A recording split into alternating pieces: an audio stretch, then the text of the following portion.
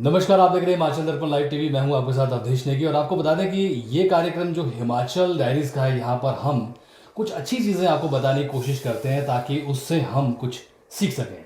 और इसी सीखने के सिलसिले पे आज हमारे साथ दो कलाकार ऐसे हैं जिनके बारे में जितनी तारीफ की जाए उतनी कम। पहले मेरे साथ आप इस तरफ देख सकते हैं पंकज ठाकुर जी और इस तरफ हनी नेगी जी हैं।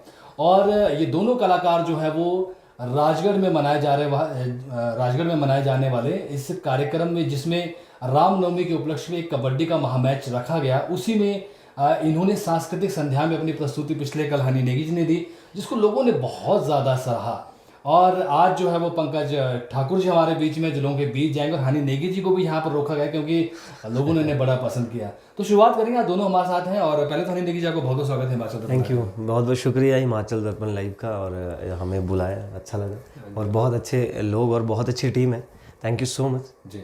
पंकज ठाकुर जी, एक बार पुनः आपका फिर से हाँ जी, मैं भी बहुत बहुत धन्यवाद करना चाहूँगा कि आपने पुनः मुझे अपने स्टूडियो में बुलाया और इस काबिल समझा कि मुझसे बातचीत कर। तो ऐसा बड़ा कम होता है दर्शकों की, जब दो फनकार हों और कोई बातचीत ना हो। तो जानेंगे हनी नेगी जी के बारे में भी, पंकज ठाकुर के बारे में आप जानते हैं, पर आज इनको कैसा लग रहा है ये भी जानेंगे। हनी नेगी जी, थोड़ा हम चाहेंगे कि दर्शक आपके बारे में थोड़ा सा जाने कि आपका सफ़र कहाँ से शुरू हुआ, मतलब सिंगिंग की तरफ। मैं बताऊं आपको, वैसे तो मैं बेसिकली किन्नौर से हूँ, सांगला से, तो मैं सेटल चौपाल में हूँ। तो लाइक बचपन में एक होता ना, एक वो जो फोक डांस की टीम जाती रहती थी, तो मैं उसमें खंजर प्ले करता था, वो खंजरी टाइप, डफली बोलते हैं। तो वहाँ से लाइक क्रेज़ लगा, फिर शोज़ देखे हमने। उस टाइम बहुत क्रेज़ होता था सिंगर्स का, हमारे इतना ज़्यादा होता था कि मैं कहूँ आज की डेट में अगर 5,000 लोग होते हैं शो में, तो उस टाइम होते थे 10-15,000 लोग, इतना क्राउड था, क्योंकि उस वक्त गिने चुने आर्टिस्ट थे। तो फिर हम जब जाते तो हमें भी लगता था यार हम भी वहाँ होने चाहिए, हमारे लिए भी तालियां बजनी चाहिए। वैसे वैसे करके फिर हम कहें तो बड़े सिंगर जो हमारे रहे उनके साथ रहना शुरू किया, उनके साथ जाना शुरू किया। हमें तो इंस्ट्रूमेंट जो होते हैं ना हमारे, उसका भी पता नहीं था। सच बताऊँ, मुझे ऑक्टोपैड वो जो आज की डेट में उसका नॉलेज ही नहीं था। हमें सिर्फ पता था कीबोर्ड, ढोलक, दैट्स इट। गिटार का हमें पता था कि ये गिटार बोलते हैं इसको, बाकी कोई पता नहीं होता। तो धीरे धीरे लाइक जब देखा कि नहीं यार हमें भी इसमें जाना चाहिए, तो देखते देखते पहुंच गए। बिल्कुल। तो पंकज ठाकुर जी, आपका भी कुछ सफ़र ऐसे ही था जब लास्ट टाइम हमने बात करी थी? हाँ जी, मेरा भी ऐसा ही था। और मैं 2002 से मैंने शुरू किया था गाना। और जो मुझे एनहांस मेरा जो टैलेंट हुआ वो पंजाब में, मुझे जब लोगों के साथ उठने बैठने का मौका मिला तो वहाँ से हुआ। फिर जब मैं हिमाचल आया तो मेरा एल्बम आया और मुझे इमीडिएट यहाँ फेम मिल गया, और उसके बाद आज तक। आज आपको सब, मतलब आपके नहीं है, आप दोनों के बहुत अच्छे अच्छे गाने हैं, मतलब जितनी तारीफ की उतनी कम है। क्योंकि सबसे बड़ी बात क्या है कि ये दो जो कलाकार, जो फनकार हैं, इनकी निखारता का जो एक कारण है, मैं समझता हूँ कि लिरिक्स जो खुद लिखे गए, कुछ गानों का ऐसा क्रिएशन किया गया कि जो आज तक जुबा में है। वो आपका मेरी बेगमा हो या आपका वो नए नए ठाकुर गाने हो, इस तरह के गाने थे। तो कभी आपने पंकज ठाकुर को सुना? आपने मतलब पहला गाना कौन सा सुना है? मैंने इनका सुना है वो वाला जो इनका बहुत फेमस था, नौई ताज़ी शोना। तो हम उस वक्त तो सच कहूँ तो इतना ज़्यादा नहीं थे संगीत लाइन में, हम तो सिर्फ सुनते थे। मैंने कहा क्या गाना है, और हम जैसे शादी में जाते हैं वो रिपीट पे रिपीट। मैंने कहा यार ऐसा कौन सिंगर है ये। जब हमें पता चला कि वैसे पंकज ठाकुर करके है ये वो, तब मैंने कहा यार क्या बात है। और मेरा तो इनसे वास्ता हुआ आई थिंक 2020 में अच्छे से। वैसे तो हम पहले मिले बहुत बार, बट अच्छे से मिले स्टूडियो में, हमारे संजौली में स्टूडियो है राजीव नेगी जी का। तो वहाँ पे मिले और हमने गाना बनाने का सोचा। तो पंकज भाई का मैं बताऊँ इतना अच्छा टैलेंट है। सभी दर्शक को मैं आपको बताना चाहूँगा कि ये जो है इतना जल्दी हम गाते नहीं है गाना, जितना जल्दी ये लिख लेते हैं। तो मीठी मीठी बातें, मैं कहूँगा लॉकडाउन में सबसे हिट गाना हमने डिस्कस किया। पंकज भाई ने मुझे 3 गाने के ऑप्शन रखे, हनी भाई ये है। तो हमने डायरेक्टर से डिस्कस किया, मैंने कहा ये इस तरह का मैटर रहेगा, और इन्होंने 29-30 मिनट में गाना लिख दिया, मीठी मीठी बातें। और आज वो लॉकडाउन का सबसे हिट गाना था। और बाकी पंकज ठाकुर जी उसका एक्सपीरियंस आपको बताएंगे। वो बहुत ही टेरिफिक गाना था, और एक अलग सी चीज़ थी कि बालड़ी दा तुड़का लांदे जे बाल में। तो राजमा चावल तो हर हिंदुस्तानी और हर हिमाचली पसंद करता है, तो रिलेट कर गया। और दूसरा मैं ये चाहता था कि हनी जी के पास गाने की संभावनाएं बहुत है, तो मुझे ये था कि कुछ हम ऐसा करें कि इसमें कुल्लू गांग भी दिखे, और हमारा जो माइनर का जो दरबारी का जॉनर है वो भी दिखे, और हनी जी का जो टैलेंट है एक एक चीज़ सामने आए। तो हमने वो बात करी, बात हुई, बात बनी, गाना ब्लॉकबस्टर गया। और ऐसे टाइम पे उस गाने ने क्लिक किया जबकि लोग बिल्कुल दहशत ज़दा थे कि भाई वो ये क्या हो गया, कोविड है एंड ऑल ना। तो फिर उस वक्त एक बड़ा गाना आना अपने आप में बड़ी बात है, क्योंकि लोग सुनने के ही मूड में नहीं थे। जी जी। और वहाँ से वो जो है हनी भाई का वो गाना इतना क्लिक हुआ, इतना शोहरत मिला। और उसके बाद बीइंग अ राइटर मैंने भी थोड़ा सा लिखना शुरू किया और लगभग 150-200 गाने मैंने उस दौरान लिखे। तो फिर लगा कि नहीं यार है थोड़ा सा। हाँ जी। बस हम फ्रीज रहेंगे 2 सेकंड दादा, मैं आपको नहीं यार ये भूल जा रहा ये जानी तो था। है नहीं पर जा रहा है ये, पर ये कम जाएगा जो हम जिसकी ऑर्डर में प्रॉपर हाँ हम इधर को है ना। आप बोलेंगे तो बिल्कुल सेट जाएगा। बस फ्रीज रहेंगे जी।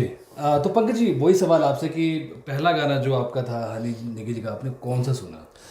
मैंने इनका एक एल्बम आया था नॉन स्टॉप करके, दीवाना शायद उसका नाम था। जी जी। तो उसमें गाना था बहुत सादे बेशियों लगे नजरों। तो मैंने वो नोटिस किया यार, मैंने कहा ये बंदा क्या कर क्या रहा है, ये एक सीधे से गाने को किस तरह से ये लेके जा रहा है। फिर हमने भी खंगाला, बोले यानी हो, मैंने कहा ये तो अपने भाई साहब है यार। वो तो उस वक्त थोड़ी बहुत थी मतलब हेलो हाय जो मंचों पे मिलते थे। फिर धीरे धीरे फिर हमारा एक क्या था कि जब हम 2020 की जब बात कर रहे, जब हम काम कर रहे थे मीठी मीठी बातों को लेके या बाकी चीज़ें, तो मैं हनी भाई की गायकी से बहुत मुतासिर हूँ, क्योंकि मैं खुद भी पंजाब घराने से सीखा हूँ। तो जो हनी भाई की गायकी में जो अंग है वो पूरी पंजाबियत उसमें दर्श दिखती है। तो जब ये गाते थे कि दादा ये हरकत ऐसे, ये हरकत ऐसे, यार मैंने कहा कितना तैयार है ये बंदा। तो हम करते करते करते, और मैं बताऊँ आपको कि 15 दिन में मैंने इतना इम्प्रूव किया अपने आप को इस भाई के साथ रह के कि हाँ, फिर तो ये होने लगा कि ये हरकत ऐसे, फिर मैं बोला हनी भाई ये हरकत ऐसे, ये हरकत मतलब वो जो अगर हमने उस चीज़ को रिकॉर्ड किया होता तो हम वो पेड होता वो कंटेंट। इतना रियाज हमने उस दौरान में किया, इतना डिस्कशन, इतना किसी भी राग की डेप्थ में जाके उसको। हाँ तो ये कि बहुत टैलेंटेड और बहुत सुरीला इंसान है ये। मैं कहूँ तो दादा देखो हिमाचल में बहुत सिंगर्स जो है नए नए आ रहे हैं। सबको मैं यही कहूँगा, चलो जो मेरे से छोटे हैं उनके लिए एज ए बड़े भाई, और जो मुझसे बड़े हैं खैर उनको तो पता ही होगा यार, गुरुजन लोग होते हैं कि आप अगर संगीत लाइन में जा रहे हो तो पहले तो आपको सीखना बहुत ज़रूरी है। एग्जैक्टली। रियाज आप करें, और दूसरा आप ये नहीं कि चलो आज की डेट में तो पैसे लेके जाओ स्टूडियो में गाना बन जाता कोई भी गाना है। बट उसके बाद वही चीज़ है ना, जैसे हम राजगढ़ की नाइट करके गए तो वो सब डिसाइड कर लेती है ऑडियंस। आपको ऑडियंस बता दे रही है कि आप कितने पानी में हो, आप कहाँ पे हो। तो यहाँ पे आपको फेस करना है, यहाँ आपका इफेक्ट नहीं लगा होता, यहाँ पे आपको डायरेक्टर नहीं बैठा है सामने, यहाँ आपको कोई आपका जो है अंदर नोटेशन को ठीक नहीं करेगा, आपके स्वर ऊपर जो हो रहा है बस जो हो रहा है लाइव है, लाइव जा रहा है। लाइव का मतलब लाइव है।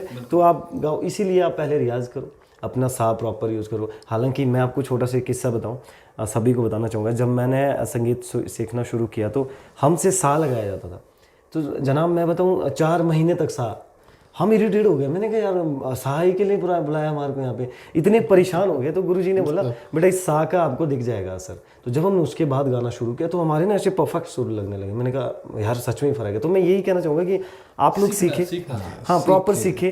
आपके पास अगर गुरु भी नहीं है तो आजकल ऑनलाइन सब कुछ है, बहुत कुछ मिल जाता है। तो ये एक छोटा सा मेरा, जो जिसको बुरी लगी हो तो उसके लिए माफ़ी। तो पंकज जी मैं ये भी जानना चाहता हूँ कि ये जैसे हनी नेगी जी हैं, आप हैं, इसलिए इंडस्ट्री में जैसे हनी नेगी ने कहा कि अभी संघर्ष है। हाँ। कुछ लोग ऐसे हैं कि आ रहे हैं और फिल्टर्ड पे काम कर रहे हैं ऑटोमेशंस में। तो इसी इंडस्ट्री में भी तो बड़ा फर्क पड़ेगा पंकज जी, जो अच्छे सिंगर से वो आगे नहीं आ पाएंगे। हाँ, पर एक बात है कि जिस हथियार की धार होगी ना उसको कोई नहीं रोक सकता, क्योंकि इंटरनेट का जमाना है। हमने खुद, मैंने अपने आप को उठते देखा है, मैंने हनी नेगी को उठते देखा है। जो हम आ सकते हैं तो कोई भी आ सकता है। हाँ ये ज़रूर है कि जो भाई ने कहा कि भाई थोड़ा सा सीख के थोड़ा अदब अदाब का पता होना ज़रूरी है। और उससे भी बड़ी बात कि थोड़ा सा अपने जो लिरिक्स पे, अपने म्यूज़िक पे, अपने कंटेंट पे थोड़ा सा काम करके आए। और वो तभी होगा जब आदमी कुछ सीखेगा, कुछ सीख के जब उसको पता होगा।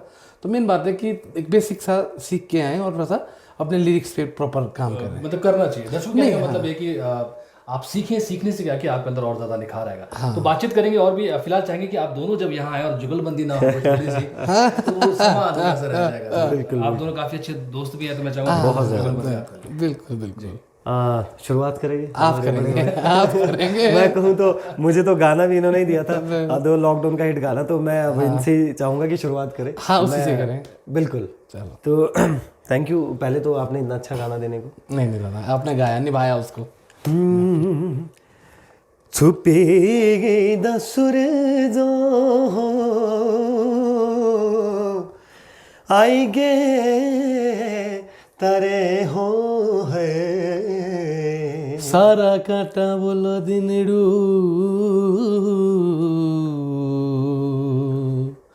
तेरी गल्ला रे लारे। और इसकी ये लाइन बहुत अच्छी है, हाँ ये गाते हैं, आगे गाते हैं ओ इसको। बालड़ी दा तुड़का लांदी जे बाले मां अपने गोरे हथौरा। बोला बालड़ी दा तुड़का लांदी जे बालमा अपने गोरे गोरे हथौरा। हो मेरी ठेकेदारनी है अपने गोरे गोरे हथौरा। ओ अच्छा नहीं हुंदा बोलो ज्यादा गे रुशना देखे देखता कुएं न मनाओलू। बोलो मेरी रोना खिदा मोरने ताईरा ताया बोला देखने रसाओलो। ओ मेरी ठेकेदारनी है ता बोला देखने रसाओलो। Thank you. क्या बात है। ये बड़ा अच्छा समा बांधा, लिरिक्स आपने लिखे, आपने निभाया। तो मतलब मैं अक्सर देखता हूँ पंकज जी निजी जिंदगी में जो इन्वॉल्वमेंट होता है उसमें कुछ गानों को ये निखारते हैं। बिल्कुल। आप एक वो मेरी बेगमा वाला जो गाना था वो लिरिक्स आपने मतलब कैसे? हाँ एक्चुअली मेरी बेगमा लिखा है, उसके देखो मीठी मीठी बातें के बाद मुझे गाना देना बड़ा मुश्किल हो गया। पब्लिक इतनी डिमांड हो गई। मैंने पंकज दादा से भी डिस्कस किया, हालांकि इनसे आप पूछे, मैंने इनको फ़ोन किया, काफ़ी बार हमारी बात भी हुई। तो दादा बैठना पड़ेगा, मैं गाँव में, मैंने बोलो दादा ऐसे नहीं आपके लिए मैटर बनेगा, बैठना पड़ेगा, सेटिंग करनी पड़ेगी। तो नेचुरली हाँ होता ही है कि अभी क्या चाह रहे हैं। मैंने कहा दादा कुछ और दे दो यार। तो प्रेशर भी था ना बहुत। प्रेशर बहुत था और इनके लिए भी एक वो टास्क था कि उससे ऊपर देना था। तो इनके पास हालांकि स्टूडियो के सेटअप में थोड़े बिजी रहे, इनका अपना स्टूडियो का सेटअप, ये इनका दौर चला रहा है चंडीगढ़ इधर उधर सामान के चक्कर में। मैंने चल अभी सेटअप चला है। तो मेरी बबलू जी हमारे बहुत अच्छे राइटर, उनसे डिस्कस हुई, उन्होंने गाना लाया। और मैं बताऊँ मैंने वो गाना पहले जनाब रिजेक्ट किया था बेगमा, पहले गाया। और एक्चुअल स्केल का पंगा रहता है, सभी दर्शक को और जो भी सिंगर्स हैं उनको एक चीज़ भी मैं बता दूं, अपने स्केल का आपको नॉलेज है तो आप कुछ भी कर सकते हैं। मतलब मेरा ये जोनल है, मैं इस जोनल में कंफर्टेबल गा सकता हाँ मैं भी बात कर रहा हूँ ना, मैं बात कर रहा हूँ ये मेरा स्केल है, बात करने का ये मेरा स्केल है। अब मैं इससे ऊपर करूँगा, हाँ जी भाई वो मेरा कुछ बनावटी है, वो मुझे करना पड़ रहा है, वो मुझे किसी को सुनाना पड़ रहा है। तो अभी मैं नॉर्मल, ये मेरा स्केल है, तो वैसे ही गानों का स्केल है। तो उसको मैंने पहले गाया था बी पे, फिर मैंने उसको सी शार्प ऊपर पहले काले पे गाया, तब जाके कुछ बात में मैंने कहा यार अच्छा लग रहा है राजीव भाई, बोलो यार इसको करते लॉन्च। तो वो उसकी 2 लाइन आपके लिए। हाँ बिल्कुल। और वो बहुत अच्छा प्यार मिला उसके लिए भी, thank you so much public, ऐसे ही मिलता रहे। और हिमाचल दर्पण लाइव जो है इनका बहुत ज़्यादा प्यार है और ऐसा ही बना रहे, बड़े सारे कलाकारों को आगे लाते हैं, बहुत ज़्यादा आपको हर चीज़ जो है बड़ा अच्छा दिखाते हैं। तो ये गाना मेरी ओर से। ओ मेरी बेगमा बेगमा हो बेगमा मेरी बेगमा ठांडे पानिए धुंदी गोरा गोरा मुहटू मेरी बेगमा ठांडे पानिए धुंदी गोरा गोरा मुहटू मेरी बेगमा देखूं सुरता तेरे लागे जांदा जिउटू बेगमा देखूं सुरता तेरे लागे जांदा जिउटू। बहुत सुंदर, थैंक यू। तो ये बात तो रही पंकज जी, आपके तो बहुत गाने लोगों ने सुने, कई ऐसे गाने सुपर हिट रहे हैं जी। वही कि अभी आप जैसे अभी आपने कहा कि लॉकडाउन के बाद काफ़ी लोगों को चांस मिला, तो अभी आपके पास क्या प्रोजेक्ट है, क्या मार्केट में आप कुछ नयापन लेंगे? मेरा एक एल्बम अभी आ रहा है, अभी हम उसको मनाली शूट करके आए हैं, 4 गानों का वो फास्ट ट्रैक है। और मैं आज उसका जो ऑफिशियल अनाउंसमेंट आपके चैनल के माध्यम से कर रहा हूँ कि दिवाली से 5-7 दिन पहले एक एल्बम आएगा जिसका नाम है निशंग।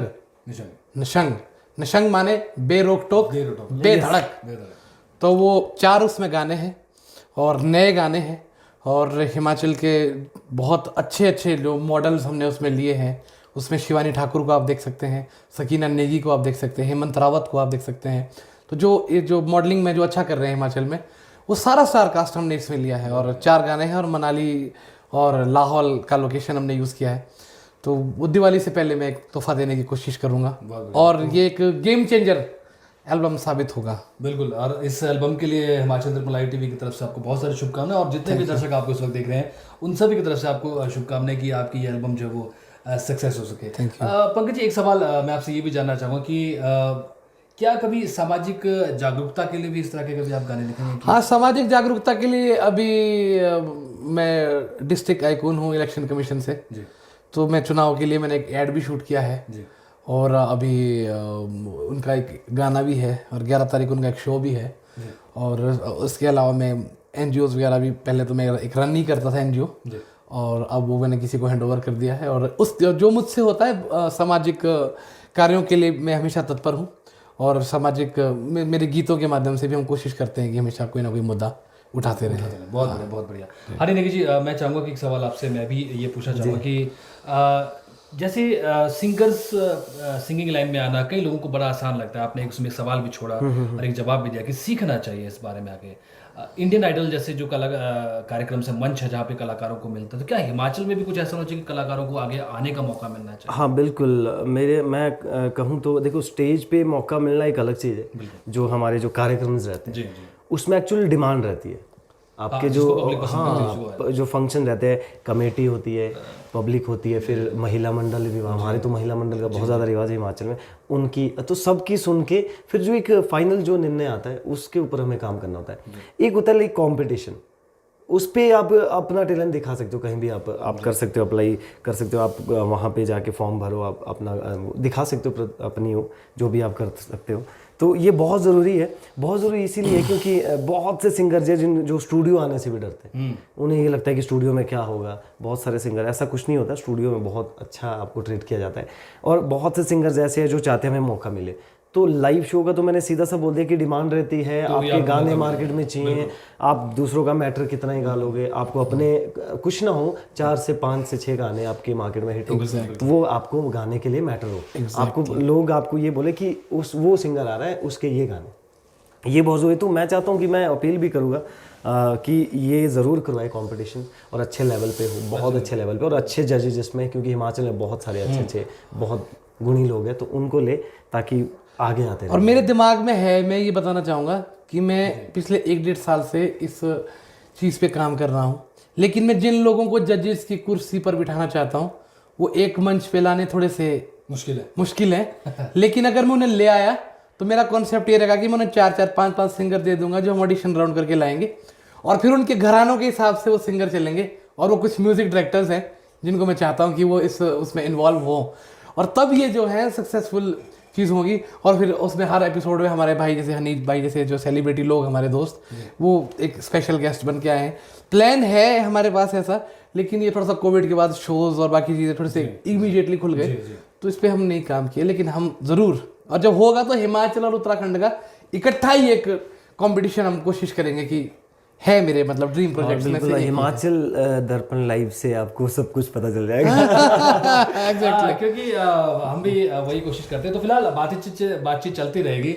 आप दोनों है, फिर से कोई जुगलबंदी ना हो। फिर से देखो, मैं डिमांड करना चाहूँगा इस पर, मैं हल्की सी माफ़ी चाहूँगा, मैं डिमांड करना चाहूँगा कि ये तू नई ताजी सुना, वो विद अंतरा मुझे प्लीज। अरे माय प्लेजर। उसी स्केल में, और वो सही। हाँ एग्जैक्टली। हो किए तू नई ताजी सुना, मिलिए कोई बसबासिए, किए तू नई ताजी सुना, मिलिए कोई बसबासिए। हाय मेरी भी एबे होई गई शादी, मेरी भी एबे होई गई शादी, तू भी दुई सेड़ू रे महा, मिलिए कोई बसबासिए। हाँ आजब सीते मुँह पल की बोइजो, कॉलेजों के तू आए थे, नीरू साली घूम दे शिमले बाजारों तुम्हें, नाटे बे मोह संगे गाए थे, एबे बाटने तू शर्मिए शोई, एबे बाटने तू शर्मिए शोई, सारा कॉलेज गवा, मिलिए कोई बसबासिए, किए तू नई ताजी सुना, मिलिए कोई बसबासिए। क्या बात है। अब देखो, आप एक छोटी सी एक वो देखो ना इसमें कि कहाँ से कहाँ बंदा समा, कि भाई वहाँ से शुरू किया जब शुरुआत थी, फिर बीच में पहुंचे, फिर गवाह तक पहुंचेगी वो गवाह। ये लिखने का जो है, ये लिखने का वो कंटिन्यूटी ऑफ सीन्स। हाँ बिल्कुल, आपने वो नहीं छोड़ा, मैटर नहीं छोड़ा। लिसनर्स को वो क्या बात है। ये आमद होती है, शायराना आमद। ये ऊपर से आती है। मुझे लगता है कि वो परवरदिगार पकड़ के लिखाता है, अदरवाइज हर कोई लिखता होता है। क्योंकि वो कहते हैं ना कि या तो दीवाना हंसे या तू जिसे तौफीक दे, या तो दीवाना हंसे या तू जिसे तौफीक दे, वरना फिर इस जहान में मुस्कुरा सकता है कौन। क्या बात, क्या बात, क्या बात है। आखिरी पड़ाव पे आना चाहेंगे, पर आखिरी पड़ाव पे जाने से पहले मैं चाहूंगा कि हम उन सिंगर्स के लिए भी कुछ आप एक रास्ता निकालें, अपने भी आप ओपिनियन जरूर दें कि पंकज जी, हनी नेगी जी, आप दोनों से मेरा सवाल है। पहले पंकज जी से पूछता हूँ कि जैसे सिंगर्स हैं, आपको रोजाना संघर्ष करना है, अपने आप को स्टेबल करना है, मार्केट पे आपके गाने आने चाहिए, वरना लोग भूलना शुरू हो जाते हैं। एग्जैक्टली। तो जैसे फिल्म इंडस्ट्री है, अगर यहाँ की फिल्में अपनी ही भाषाओं में बने और वहाँ पे सिंगर्स को मौका मिले, तो क्या एक अच्छा रोजगार का साधन बन सकता है? ये मुझे लगता है सर, हमें ये भी शुरू करना पड़ेगा, ये हमें ही शुरू करना पड़ेगा, कोई बाहर से आके नहीं करने वाला। और सरकार इसमें कोई विशेष मदद नहीं देती, सरकार तो अच्छे कलाकारों को मंच तक नहीं देती, इसलिए हमें शुरू करना पड़ेगा। और मैं 3-4 कहानियों पे काम कर रहा हूँ, और मेरी कुछ थिएटर आर्टिस्ट से भी बात चल रही है उसको लेके।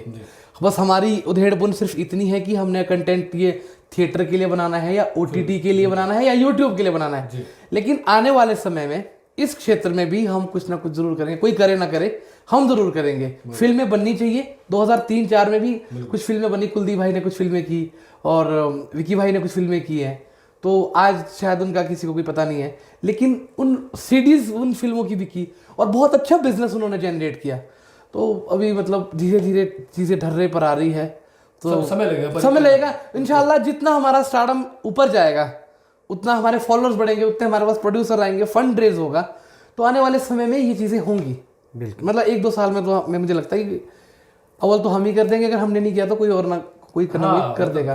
तो हनी नेगी जी, आप कैसे देखते हैं इसको? कैसा ये होना चाहिए या नहीं होना चाहिए? बिल्कुल होना चाहिए, होगा। इसमें देखो, सिर्फ सिंगर्स को ही मौका नहीं मिलेगा, इसमें एक्टर को भी मौका मिलेगा, राइटर को भी मौका मिलेगा, और इसमें वीडियो डायरेक्टर्स हैं, उनके साथ टीम है, सबको मौका मिलेगा। शायद वैसा होगा कि पूरी जो टीम है एक साथ एकजुट होकर काम करेगी। नहीं तो यहाँ पे हिमाचल में यही ट्रेंड है, यार इसने गाया पहले मैं गाऊंगा, बाद में ये गाएगा, वो रहता है। हमारे कुछ नहीं है ऐसा।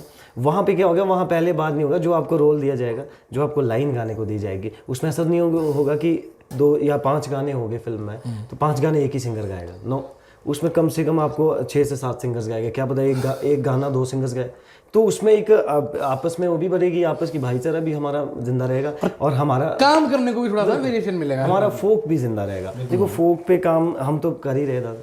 हम तो लाइक मैं कहूँ, जब मेरे लिरिक्स बनते हैं, पंकज भाई को पता है, मैं बजा मैंने दादा ऐसे चाहिए जो यंग और बीच के हमारे सबके लिए हो, इक्वल और सेंसिटिव से हो, साफ सुथरे हो। तो हम उस पर काम कर ही रहे, और बीच में मेरे से डिमांड भी करते हैं, हनी भाई कुछ ऐसा वर्ड दो, कुछ। मैंने कहा भाई उसका भी वक्त आएगा, अभी मुझे थोड़ा सा इस पर काम करने दो, क्योंकि हिमाचल की जो पब्लिक है वो मुझे एक सेंसिटिव सिंगर्स के इससे बोलते कि ये अच्छे गाने देता है, मीठे सुनने वाले। तो ये है, और होना चाहिए इस पर, और हम ही शायद शुरुआत करें कभी। बिल्कुल। तो जैसे कि हनी नेगी जी और पंकज ठाकुर ने कहा कि इस तरह से होना चाहिए, क्योंकि सभी के लिए रोजगार मिलेगा, थोड़ा समय लगेगा, और ये बात तय है कि कोई बाहर से आए तो उससे पहले कि आप लोग सारे सिंगर्स होंगे। और हम चाहेंगे कि जिस तरह से आज पंकज ठाकुर जी और हनी नेगी 2 फनकार हमारे साथ स्टूडियो में मौजूद हैं, ऐसे सारे कलाकार एक मंच पर आए और इसके बारे में थोड़ी गहनता से जरूर सोचें।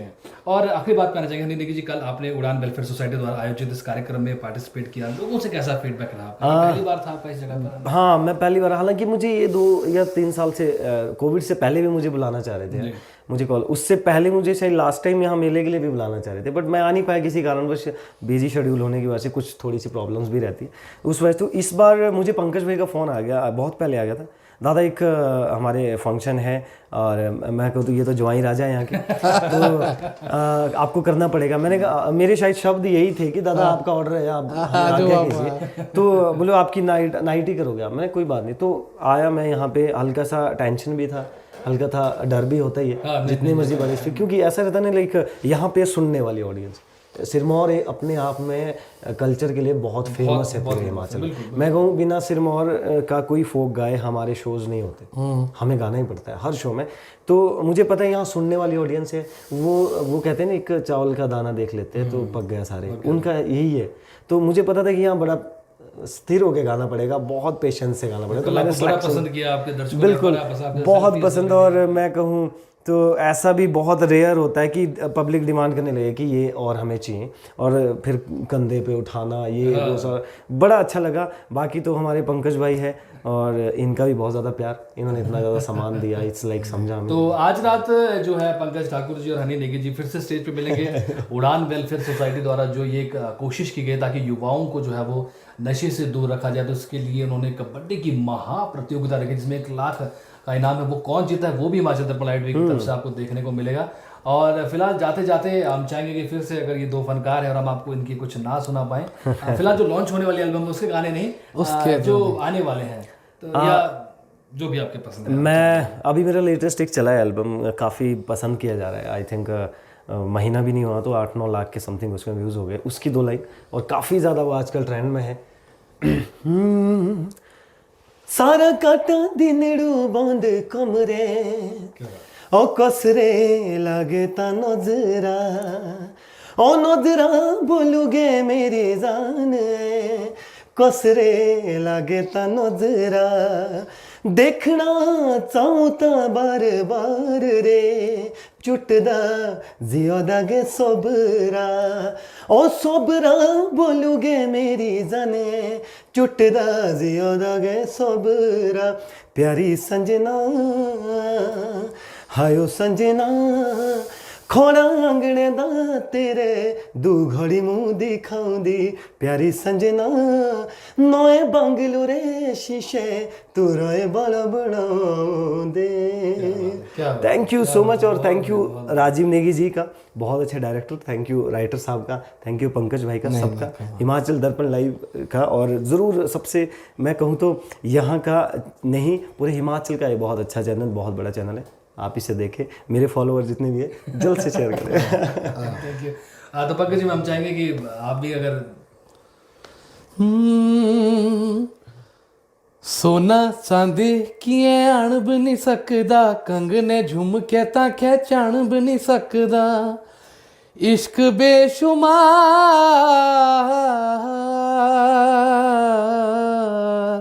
काचे घर देता बसने पड़िले जे मुँह संगे करिलणा प्यार काचे घर देता बसने पड़िले जे मुँह संगे करिलणा प्यार।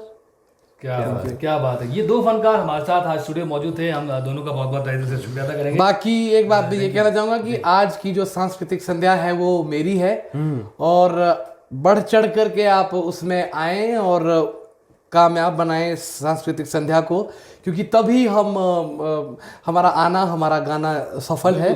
और जो लोग थोड़ा डिस्टेंस की वजह से या किन्हीं दिक्कतों मुश्किलातों की वजह से हमारे बीच में नहीं आ सकते हैं यहाँ पर, उनके लिए हिमाचल दर्पण टीवी ने एक बहुत ही खूबसूरत पहल की है। आप घर बैठे भी कार्यक्रम का आनंद उठा सकते हैं, लेकिन जो यहाँ शिरकत कर सकते हैं वो ज़्यादा से ज़्यादा यहाँ पर पहुँचे। और बाकी जो हिमाचल दर्पण का जो आपका ये यूनिट है, आप बहुत अच्छा काम कर रहे हैं। आप इसी तरह से फले फूले और हम इसी तरह से आते रहें, गाते गुनगुनाते रहें और आपके साथ माहौल बनाते रहे जी। तो दर्शकों ये थे हमारे साथ 2 फनकार पंकज ठाकुर और हनी नेगी, जिन्होंने स्टूडियो पे आए और हमको दोबारा इनके अपने पास बुलाएंगे और इनसे फिर और जो इनके गाने लॉन्च होने वाले हैं उसके बारे में बताएंगे। और अगर आपने इनको इनके चैनल्स पर यूट्यूब या फेसबुक फॉलो नहीं किया है तो ध्यान से देख लीजिए दोनों कलाकारों को, और ज़रूर फॉलो करें, लाइक करें और उनके गानों पे ज़रूर अपनी प्रतिक्रिया दें, क्योंकि इससे सिंगर्स और लिरिक्स आर्टिस्ट को हौसला मिलता है ताकि वो आगे आने वाली चीज़ों में सुधार कर सके।